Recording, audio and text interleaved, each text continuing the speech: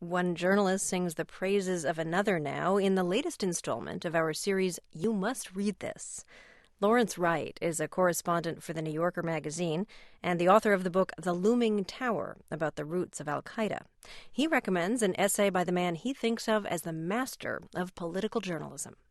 People these days tend to think of George Orwell as a writer for high school students, since his reputation now rests on two late novels, Animal Farm in 1984, that are seldom read outside the classroom.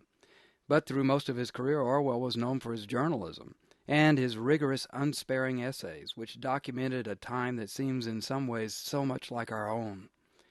At the end of the Second World War, one form of totalitarianism, fascism, had been defeated, but another, communism, was spreading across Europe and Asia.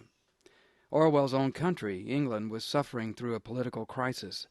It was then, in 1946, that Orwell wrote his great essay, Politics and the English Language, which I first read as a freshman at Tulane University and immediately adopted as my guide.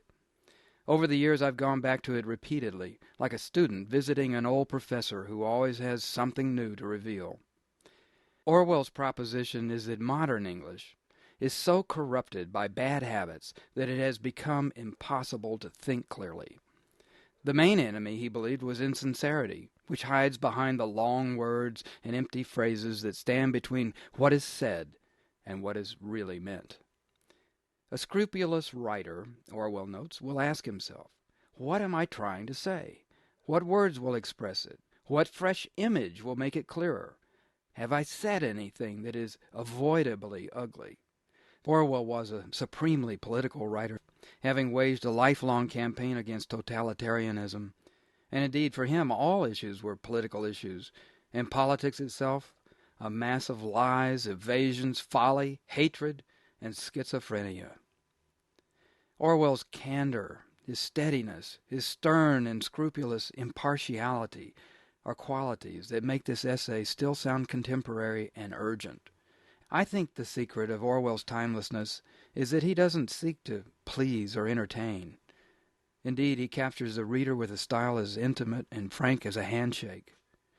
Orwell optimistically sets forward 6 simple rules, guidelines that anyone, not just professional writers, can follow. But I'm not going to tell you what they are. You'll have to reread that essay yourself. I'm only going to speak about rule number 1, which is never use a metaphor, simile, or other figure of speech that you are used to seeing in print.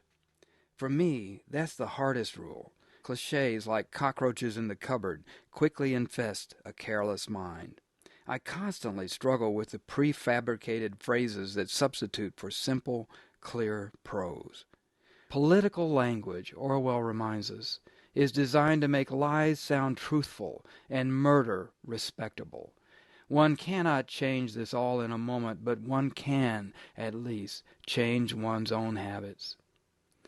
Orwell wasn't interested in decorative writing, but his straightforward declarative style has a snap in it that few other writers have ever approached. In a time when politics and the English language once again seem to be at odds, perhaps his essay can make us remember that clarity is the remedy. Lawrence Wright is the author of The Looming Tower. He lives in